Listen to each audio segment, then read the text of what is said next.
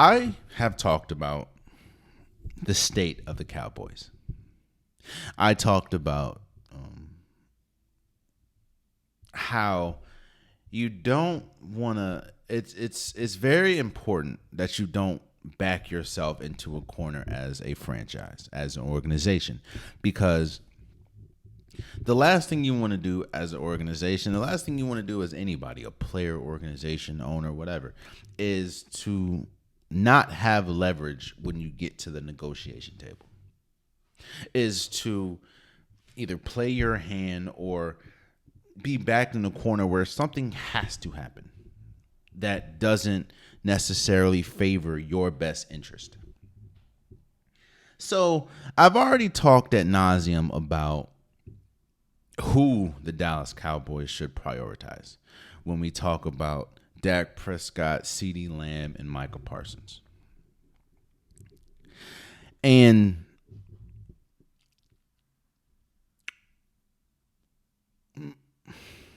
to advance that conversation, I was listening to a bunch of people over the break or over my break these last few days talk about the Dallas Cowboys.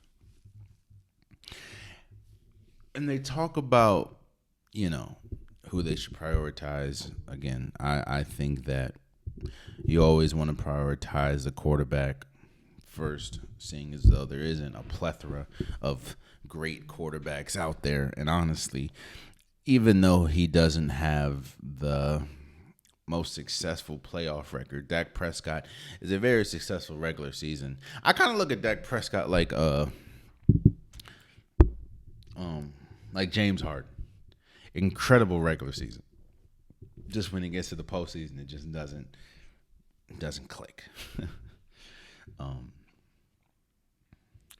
But one thing that I wanted to talk about today about Team USA, not Team USA, about the Cowboys is, I think Colin Cowherd said it, and how he broke it down, I tend to agree. I think that we're starting to see the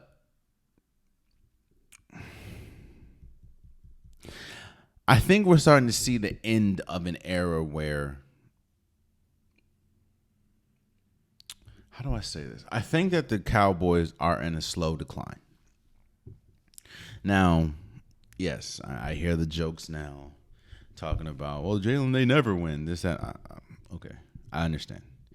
But it just feels like, one thing that they say, a team with you don't really, teams with very loud off seasons usually don't win.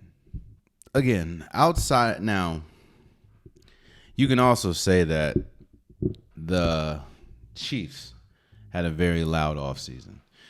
I just think when you have an all-time great like Patrick Mahomes, that might not matter. And I think the Chiefs are in very good position to three-peat.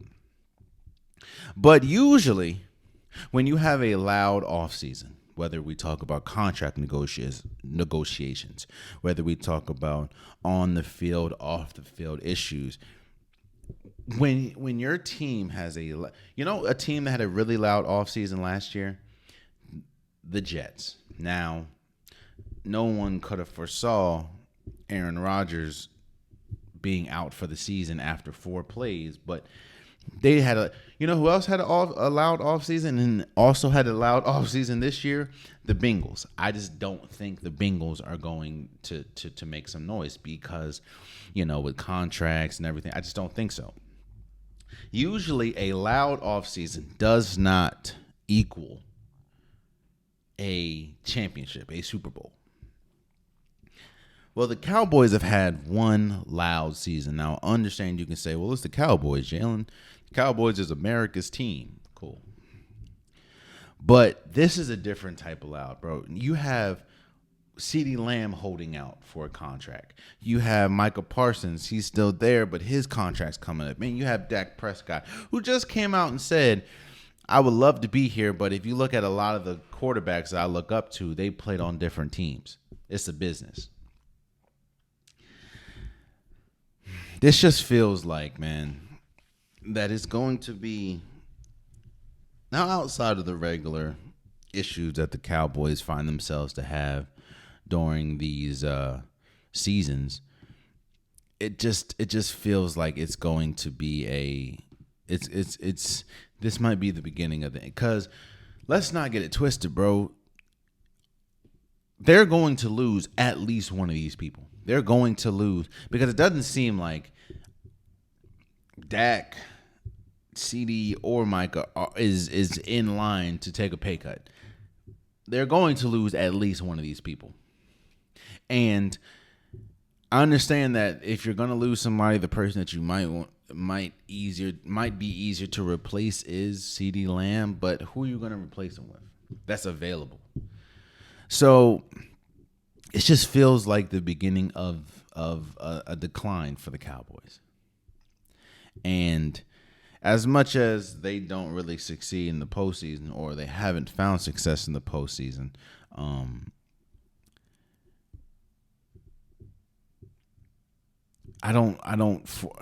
the Dallas Cowboys have one of the best teams in the NFC. I just don't think it'll be hard for me to pick them over, let's say, the Lions. Let's say pick them over the Eagles, who had a tremendous offseason. I don't know. It's going to be difficult, bro. And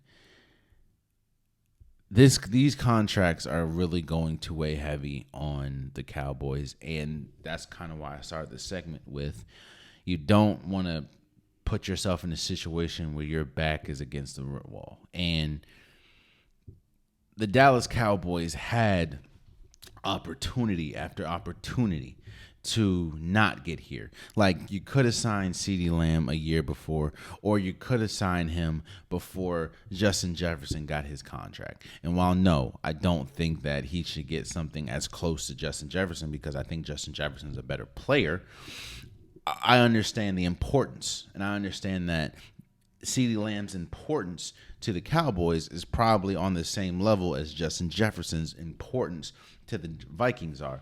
So I understand why CeeDee Lamb in his camp thinks he deserves as much money as, Justin Jefferson. So you could have got a deal done before Justin Jefferson got his done. With Dak Prescott, you could have got a deal done before Trevor Lawrence got a deal done. I think that's what really killed any hopes of a discount when Trevor Lawrence got his deal done. It's just going to be tough to see. I don't foresee all three of these people staying. I just don't. And on top of that, let's say two of them stay.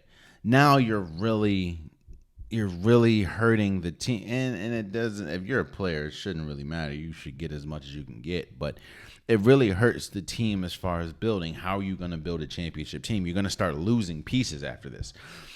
So it's going to be tough, bro. But hey, we'll see.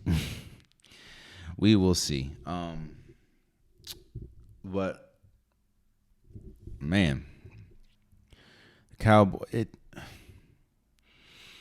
that's why contracts are so interesting, and so that's why it's very important to get the most out of a player in their rookie deal, which is why teams do that a lot. Because once you get to that second deal, that's where the big money comes in, and that's when it really hampers what you can do as a team when you talk about salary cap and everything. And the Dallas Cowboys are about to have 2 or 3 players making well over market, and that's going to drastically affect their defense and their offense. So, and it already kind of is. I mean, if you look at it, their best offseason acquisition was what? Getting Ezekiel Elliott back? So we'll see. But it is interesting, I will say that. Oh, man, you stayed to the end of the video. I appreciate you. If you like what you saw, be sure to hit that subscribe button so you'll never miss any content from your boy. You can also go back and watch past episodes, past clips, and don't forget that the Unpopular Podcast, new episodes drop every Wednesday and Saturday. Appreciate you.